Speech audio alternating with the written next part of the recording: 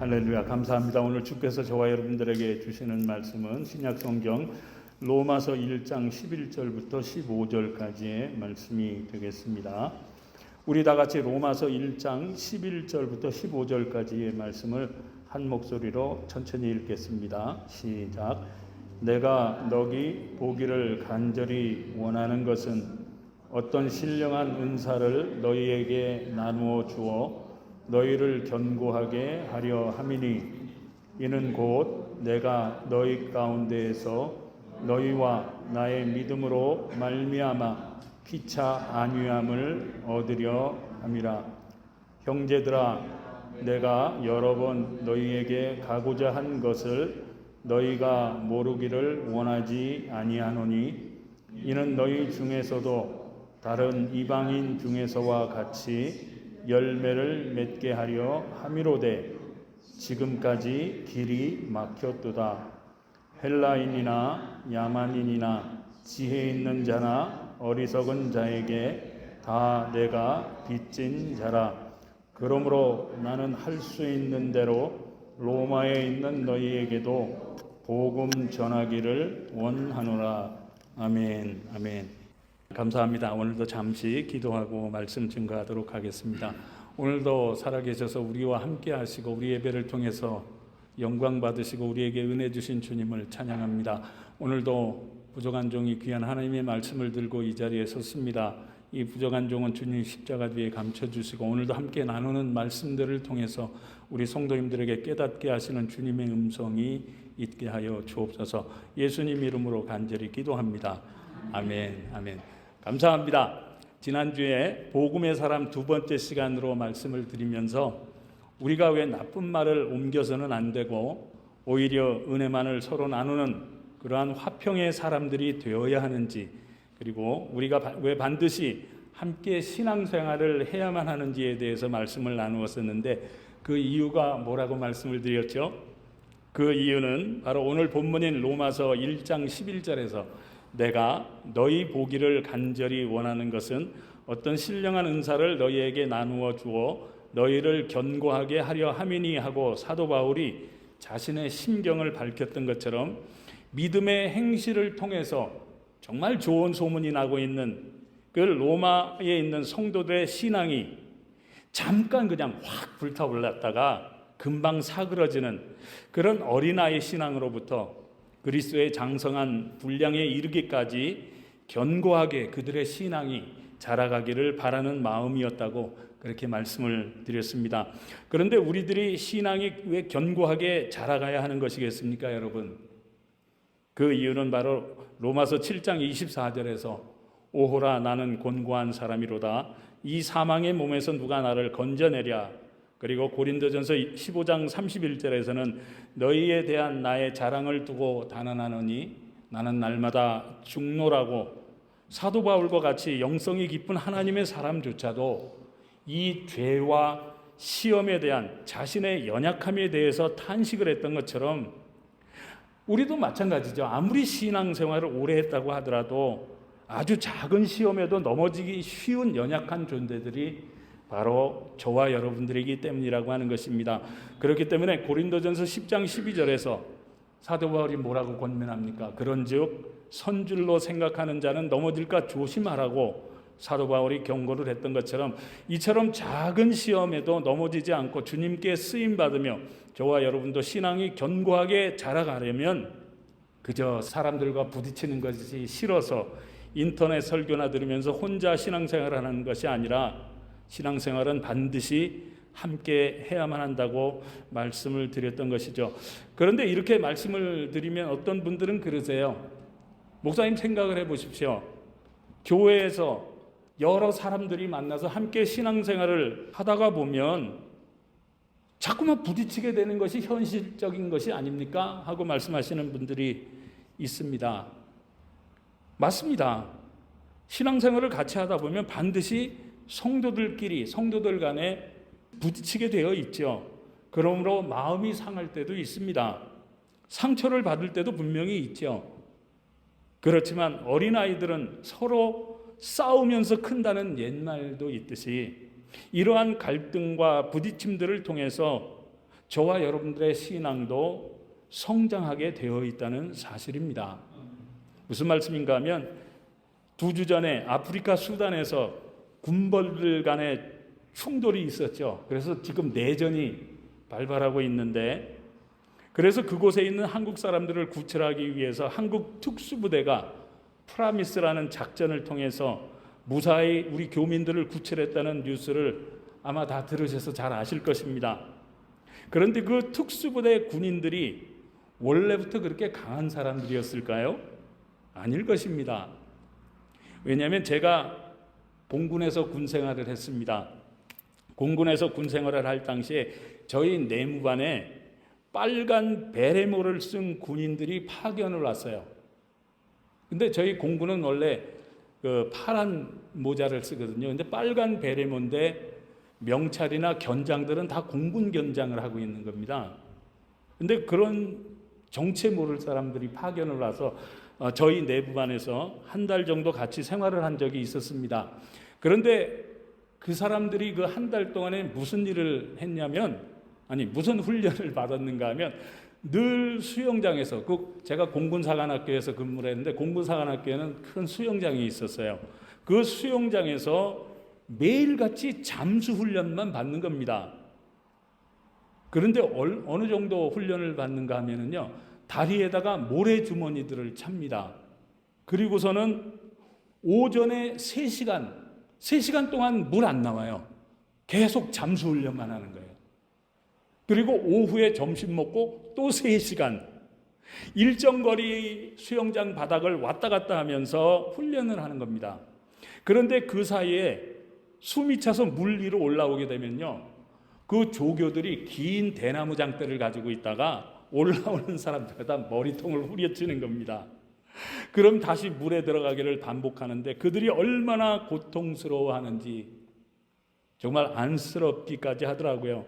그런데 그것이 끝이 아니라 저녁을 먹고 나면요, 20km 완전군장을 메고 연병장을 거의 1시간가량 뛰면서 체력 훈련을 하는 겁니다. 그러니까 저녁 점호 때가 되면 완전히 녹초가 되어서 다 끙끙 앓아요. 그리고 다 늘어지고 마는 것이죠. 그런데 그게 끝이 또 아닙니다. 잠을 자다가도 갑자기 비상이 걸어요. 비상이 걸리면 또 뛰어나가기를 반복하는 겁니다. 그런데도 그 와중에도 한두 사람의 그 잘못 때문에 또 단체로 기합을 받아요. 그러니까 어떨 때에는 야, 너 때문에 기합받았잖아 그러면서 막 서로 쌍욕을 합니다. 그리고 주먹질을 하고 싸우기도 합니다. 그러니 그 받는 훈련이 얼마나 고통스러웠으면 그랬겠습니까? 그렇지 않습니까? 그런데요, 그 힘든 기간 동안에도 그럼에도 불구하고 한 사람이라도 낙오자가 나오지 않도록 어느 때에는 서로 아픈 곳을 주물러 주기도 하고요. 어떤 때는 뒤에 이제 화장실에 가는데 뭐 우는 소리가 나요. 그래서 뭐 하나 봤더니 둘이서 서로 부둥켜 안고 울고 있더라고요. 그러면서 서로 위로를 해주기도 하고요. 기합을 받고 나면 서로 주먹질하고 싸우기도 하지만 나중에는 서로 힘을 내자고 격려를 해주는 겁니다. 왜냐하면 그 중에서 한 사람이라도 낙오자가 되면 전체가 수료를 하지 못하기 때문이라는 겁니다. 그러니까 그런 모습을 보는 것이 정말 눈물겹더라고요.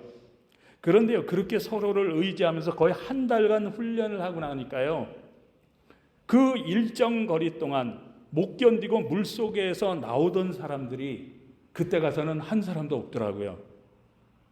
그리고서는 결국엔 한 사람도 낙오자가 없이 다 수료를 했다는 그러한 말을 들은 적이 있습니다. 왜냐하면 제가 거의 한 달을 다 채우지 못하고 다른 데 파견을 가서 나머지 생활은 제가 못 봤거든요. 그런데 나중에 알고 보니까 그 군인들이 바로 단 20명뿐인 지난번 수단의 그 한국 교민들을 구출해온 공정통제사라고 해서 공군 전투기 조종사들이 이제 전투를 하다가 전투기가 추락하잖아요. 그 조종사가 탈출을 합니다. 그러면 그곳이 적진이든 어디든 들어가서 그 조종사들을 구출해 오는 특수부대였던 겁니다. 무슨 말씀인가 하면 이 사람들이 처음엔 서로 비난하고 서로를 탓하며 서로 싸우기만 한 그러한 연약한 존재들이었지만 이처럼 서로 의지하며 서로 격려하며 그 혹독한 훈련들을 잘 견뎌냈을 때 그 사람들은 비로소 지난번에 그 수단에서 교민들을 구출해 왔던 것처럼 자신들에게 주어진 임무들을 잘 감당하는 강한 군인들로 서로 굳게 서게 되었듯이 저와 여러분들의 신앙도 마찬가지라는 거죠. 아무리 평생 군대에서 오래 생활을 했다고 하더라도 이러한 훈련을 받지 않으면 어떻게 됩니까? 말짱허당이죠. 또 이러한 훈련을 받는다고 하더라도 중간에 잘 견뎌내지 못하면 어떻게 되겠습니까? 결국엔 조그만 일도 감당하지 못하는 낙오자가 되어서 실패자가 되고 말듯이 우리의 신앙도 이처럼 우리 공동체 안에서 함께 신앙생활을 하며 서로 부딪히며 그로 인한 고통과 서로의 갈등들을 통해서 오히려 서로 사랑하고 이해하며 용서하며 서로 섬겨주는 그러한 훈련을 우리가 받지 못하면, 훈련을 하지 못하면 아무리 평생 오래 교회를 다닌다고 할지라도, 아무리 성경 공부를 많이 하고 아무리 기도를 많이 한다고 할지라도 어떻게 됩니까? 우리 주변에 그런 분들 많죠. 난 이 교회하고는 맞지 않아. 왜냐하면 저 사람들하고 내가 맞지 않기 때문이야. 저 사람들하고 도저히 성격 차이가 나서 신앙 차이가 나서 신앙생활을 못하겠어 하고 신앙의 낙오자가 된다고 하는 거죠. 그래서 어떻게 됩니까? 결국에는 이 교회 저 교회를 전전한다거나 성도들과 부딪히는 것이 싫어서 집에서 인터넷이나 보면서 예배를 드리며 자기 혼자만의 신앙에 빠짐으로 말미암아 신앙이 자라긴커녕 조그만 시험에도 삐지고 넘어지고 마는 그런 어린아이와도 같은 그러한 신앙에서 벗어나지 못한다고 하는 거죠. 그런데 그러한 성도들이 이 밴쿠버 지역에 의외로 많다고 하는 사실입니다. 그렇기 때문에 저와 여러분들이 신앙생활을 함께 해야 하는 그 이유도 신앙생활을 함께 해야만 그 안에서 서로 다투고 좀 갈등하고 싸운다고 하더라도 그것을 통해서 어떻게 됩니까? 우리 자신의 모습을 또 돌아볼 수 있지 않습니까? 또 상대방의 모습을 보면서 그 안에서 서로 사랑도 배우고 그 갈등 가운데서 용서도 배우고 우리가 섬김도 배우게 된다는 것이죠. 그렇지 않습니까? 뿐만 아니라 그런 과정들을 겪어야만 비로소 그 안에서 우리가 진정한 은혜를 서로 나눌 수 있는 것이고요. 그렇게 서로 부딪혀도 우리가 서로 위로하면서 서로 격려를 해주다가 보면 그때서야 비로소 우리의 신앙도 강하게 그리스도의 분량만큼 자라게 된다고 하는 것이죠. 그런데 우리들이 교회만 잘 다니면 되지 왜 이처럼 신앙의 훈련까지 받아야 하는 것이겠습니까, 여러분? 그 이유는요, 바로 요한복음 13장 34절과 35절에서 새 계명을 너희에게 주노니 서로 사랑하라.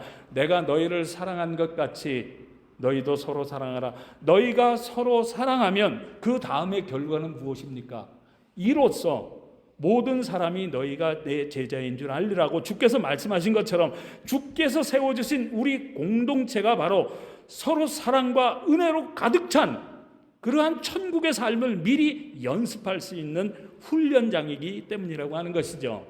그러므로 우리 성도님들은 이제부터 남에게 좀 상처받는 것이 두려워서 성도들을 멀리한다거나 피한다거나 헌신과 봉사를 하기를 주저하지 마시기 바랍니다. 그리고 욕을 좀 먹고 싫은 소리 좀 듣고 상처를 좀 받는다고 하더라도 거기에 삐지거나 시험 들지 마시고요. 이런 것조차도 주께서 나를 쓰시기 위해서 정말 굳건하게 믿음으로 세우시려고 훈련시키시는 것이라고 생각을 하시고요. 오히려 주께서 주신 사랑의 계명에 잘 순종하셔서 사랑과 용서로 인내하며 잘 참고 견디며 훈련하실 수 있길 간절히 바랍니다. 왜냐하면 로마서 5장 4절에서 인내는 연단을 낳는다고 했습니다. 강해진다는 거죠. 그렇게 강해지다 보면 그 연단은 소망을 이루는 줄 알미로다 하고 말씀한 것처럼 우리 교회 공동체는 이처럼 우리의 신앙의 성장을 위한 훈련장이라는 사실을 깨달으시고 여러분들의 이러한 인내와 훈련이 결국엔 그리스도의 장성한 분량에 이르기까지 주님을 뜻을 이루어드리는 데까지 정말 믿음이 자라가는 그러한 소망을 이루고 참 복음의 성도님들로 변화되실 것이 분명하기 때문인 것입니다. 그러므로 고통이 없는 성장은 없다는 사실을 깨달으시고요. 신앙의 훈련장인 우리 교회 공동체를 통해서 믿음의 훈련들을 잘 받으시고 견디는 그러한 인내의 신앙생활을 통해서 서로 믿음으로 굳건히 견고하게 잘 세워감으로 말미암아 주께서 주시는 은혜와 평강 가운데 주께서 맡겨주신 사명을 잘 감당함으로 주님께 귀하게 쓰임받을 수 있는 복된 복음의 성도님들 다 되실 수 있길 주님의 이름으로 축원합니다.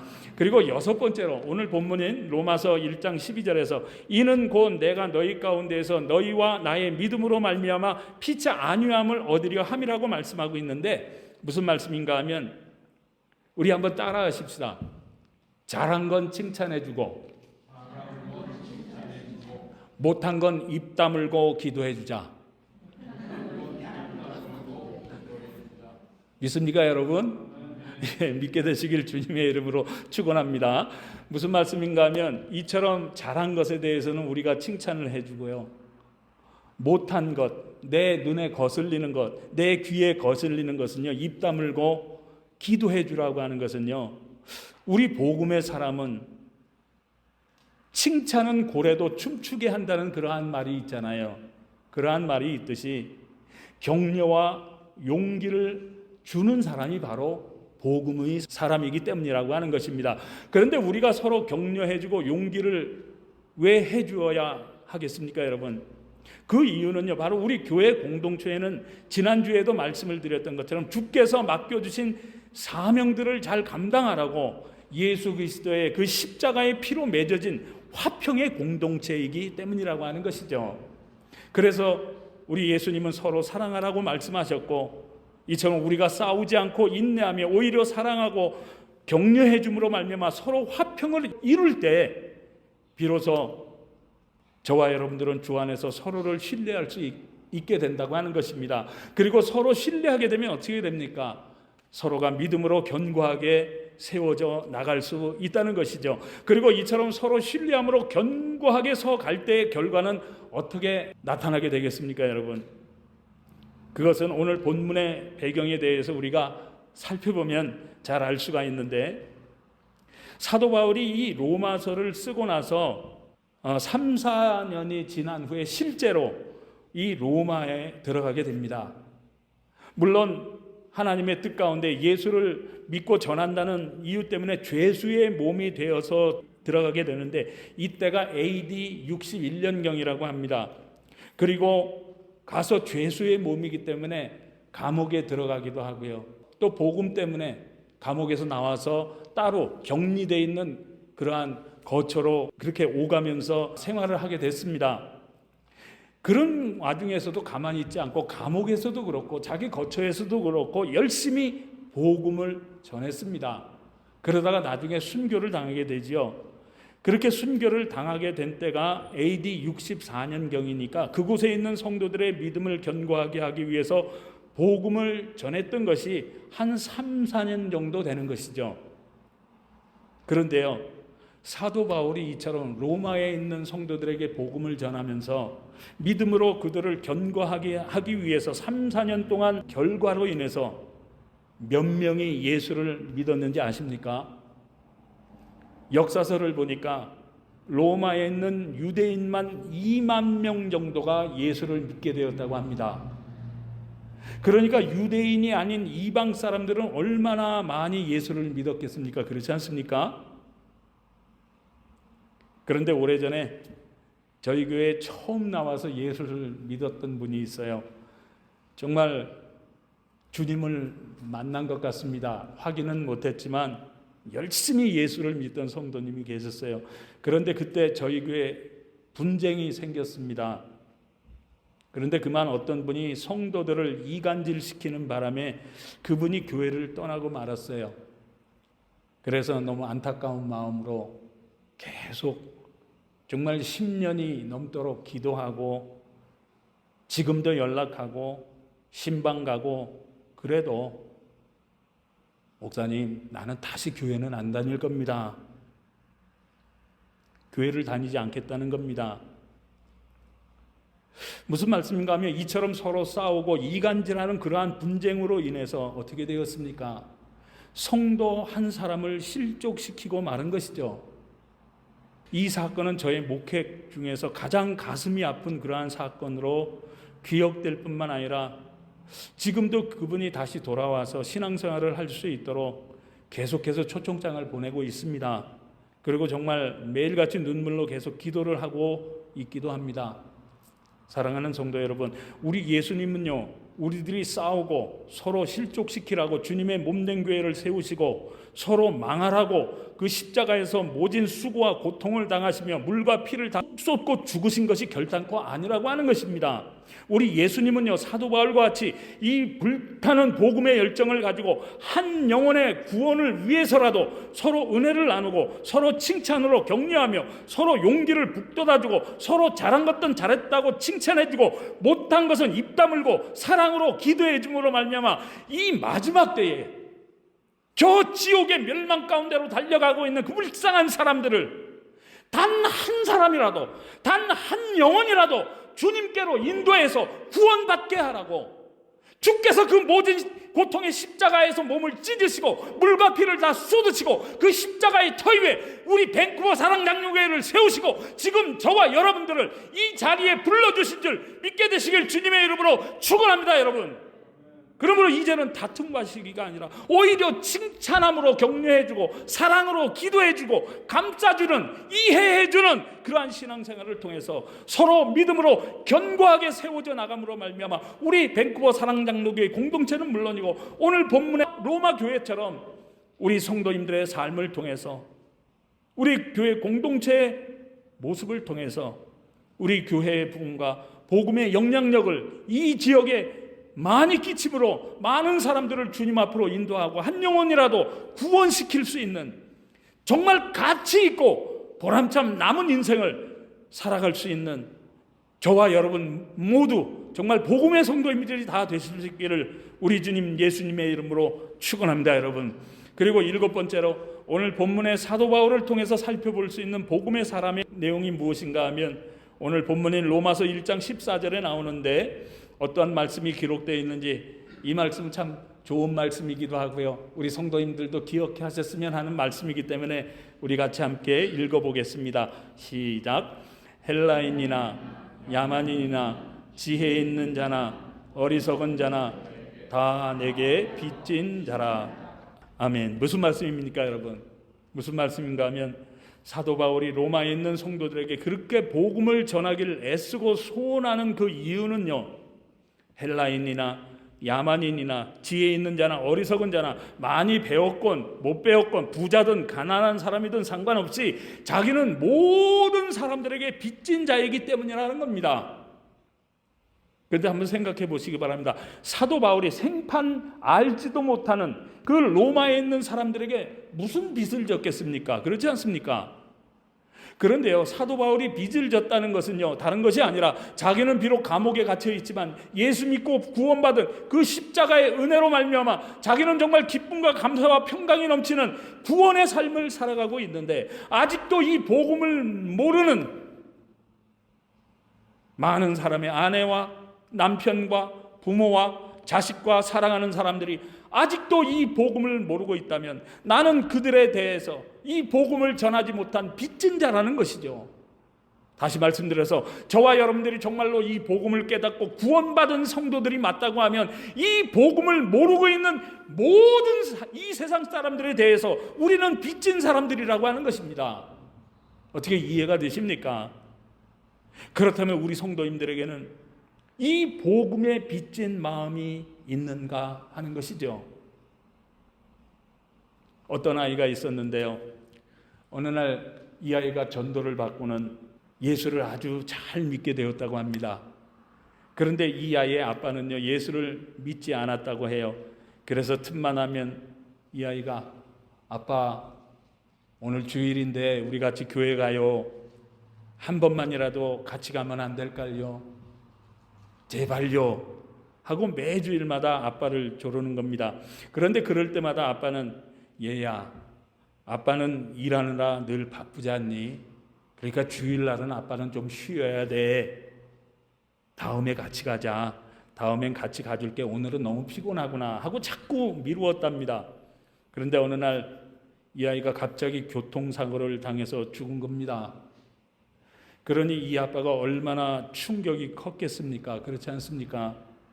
그래서 말할 수 없는 슬픔 가운데 장례를 치르고는 눈물로 아이의 방을 정리하는데 책상 위에 노트가 한 권 있더랍니다. 그래서 보니까 아이가 쓴 일기장이었대요. 그래서 이 아빠가 일기장을 한 장 한 장 읽다가 갑자기 이 아빠의 얼굴이 사색이 되어서 엄청난 충격을 받았다고 합니다. 그것이 무엇인가 하면 이 아이가 죽기 불과 며칠 전에 써놓은 일기가 있었는데 뭐라고 써놓은가 하면 하나님, 우리 아빠가 예수님을 꼭 믿게 해주세요. 그런데 아빠가 예수님을 믿기 위해서 내가 죽어야 한다면 나는 죽기를 원합니다. 내가 죽어서라도 아빠가 예수님을 믿을 수만 있다면 나는 죽어도 좋으니까 아빠가 예수님을 꼭 믿게 해주세요. 이런 기도를 일기장에 써놓은 것이죠. 사랑하는 성도 여러분, 만약에 우리 성도님들이 그 아빠의 입장이라면 이러한 일기를 보고 무슨 생각을 하시겠습니까? 이건 완전히 자기 때문에 이 아이가 죽은 거잖아요. 그렇지 않습니까? 그래서 이 아이의 아빠는 그 충격 속에서 잠시 생각을 했답니다. 도대체 이 아이가 믿었던 예수가 무엇이길래 자신의 생명까지 걸고 나를 예수 믿게 하려고 그토록 애를 썼을까? 그 생각이 들자마자 당장 교회를 찾아갔답니다. 그리고 얼마 후에 이 아빠가 예수님을 만났답니다. 그리고 나서 이분이 아주 크게 주님께 쓰임을 받았는데 얼마나 크게 쓰임을 받았는가 하면 수많은 젊은이들을 주님 앞으로 인도하는 대학생 선교 연합회인 CCC의 부총재로 수년 동안 쓰임을 받았다는 겁니다. 무슨 말씀인가 하면 이처럼 나이가 어리다고 할지라도 이 복음을 온전히 깨닫기만 하면요, 이처럼 자신의 생명까지를 걸고서라도 복음의 빚진 자로 살 수밖에 없다고 하는 것이죠. 그리고 이처럼 귀한 일이 우리 교회에도 있습니다. 죄송합니다. 그냥 이 자리에 계시는데 제가 너무 감동을 받아서 한 번은 설교에 인용하려고 가지고 있었어요. 우리 최순옥 권사님 이야기입니다. 최순옥 권사님께서 남편의 구원을 소원하는데 그게 잘 되지 않는다고 저에게 몇 차례나 상담을 해오신 적이 있었습니다. 그러다가 어느 날 저에게 이런 말씀을 하셨어요. 목사님, 나는 예수 믿고 구원받아 이렇게 좋은데 내 남편도 예수 믿고 구원받아야 하지 않겠습니까? 그런데 아무리 말을 해도 듣질 않아요. 그래서 제가 유언장에다가 나의 소원은 내 남편인 미스터 브라운이 예수를 믿는 것이다 라고 써놓으면 내가 죽더라도 내 남편이 예수를 믿겠죠. 그 말씀을 하시는데 제 마음이 정말 뭉클하더라고요.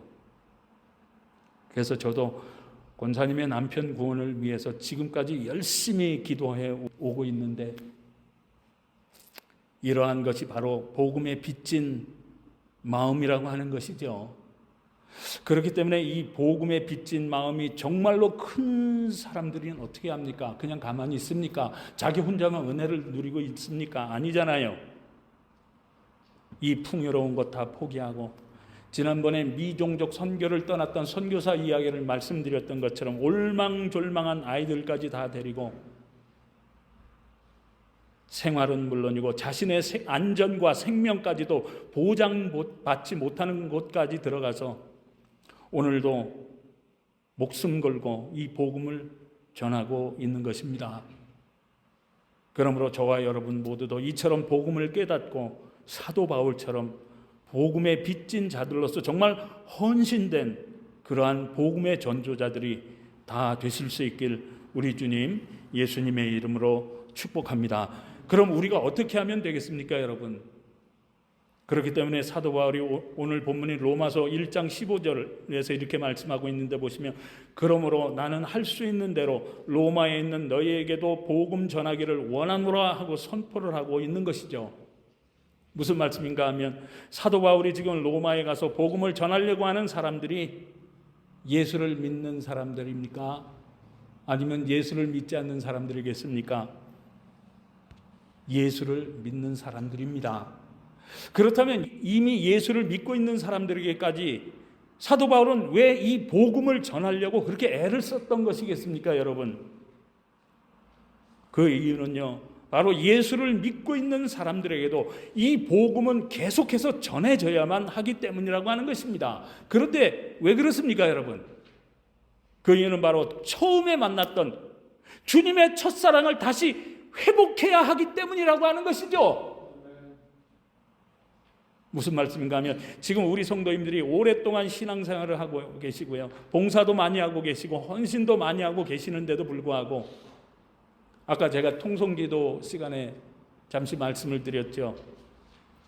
예배를 드리는데 감격이 없고 기도를 하는데도 눈에서 눈물이 말라버렸다면 다시금 이 복음의 열정, 주님의 첫사랑을 다시 회복해야 한다는 것입니다. 왜냐하면 복음의 열정이 싸늘하게 식어져 버린 그러한 사람들의 특징이 무엇인지 아십니까?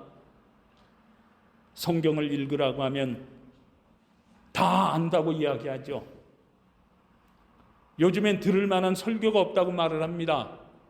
이 지역에서는 더 이상 다닐 만한 교회가 없다고 하면서 세상에서 자기가 예수를 제일 잘 믿는 것처럼 교만한 사람들이 바로 이런 사람들의 특징이라고 하는 것이죠.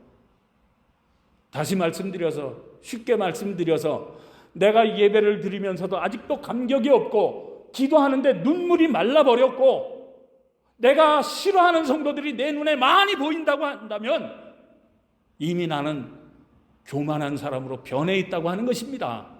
그렇기 때문에 우리가 주님의 첫사랑을 다시금 회복해야 한다고 하는 것이죠. 그런데 만약에 이런 분이 혹시라도 이 자리에 계신다면 반드시 주님 앞에 엎드려서 철저하게 그 교만을 회개하셔야만 합니다. 그리고 사도 바울처럼 자신을 말씀 앞에 쳐서 복종시킴으로 말미암아 다시금 예수님의 첫사랑을 회복해야 하는 줄 믿게 되시길 바랍니다. 그런데 왜 그렇게 해야 합니까, 여러분? 그 이유는 바로 마태복음 7장에 보게 되면 예수님이 이런 비유를 말씀하셨죠. 사람들이 죽어서 주님 앞에 섰습니다.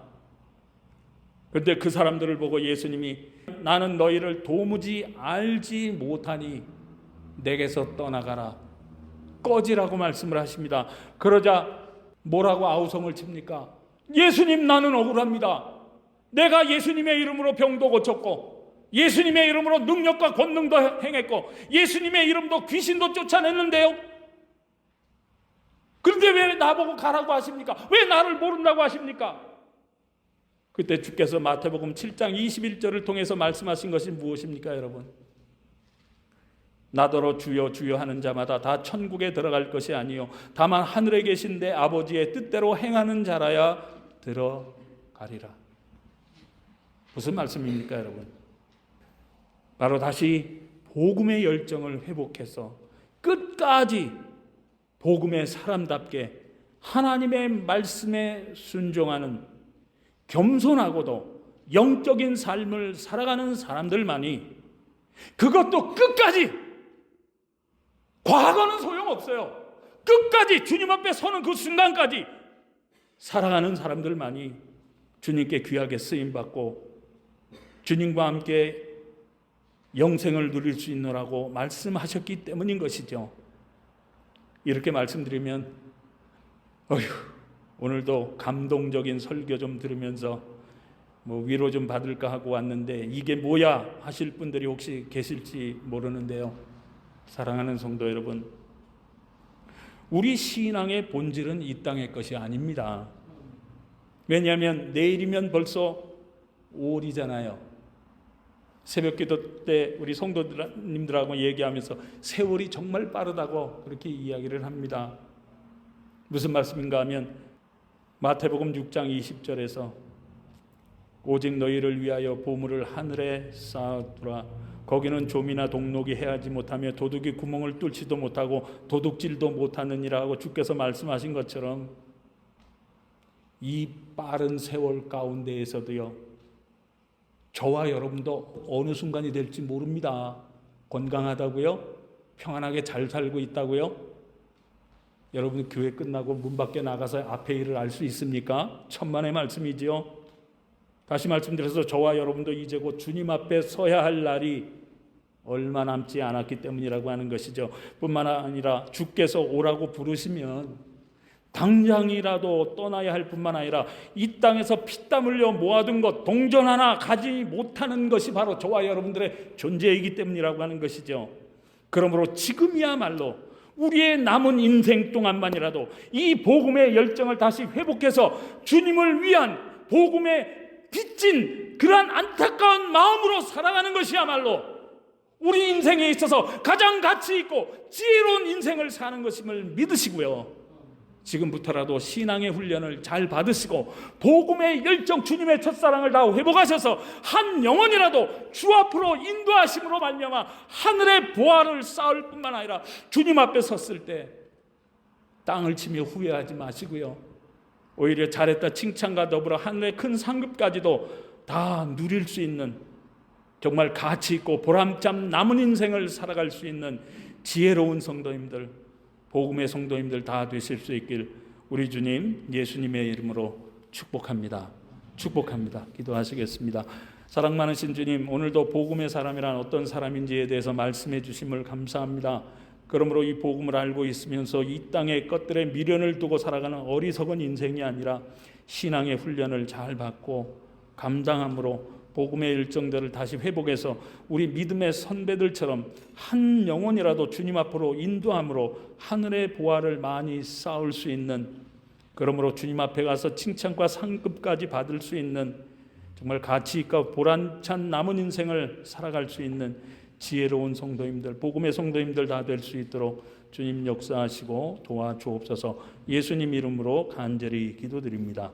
아멘.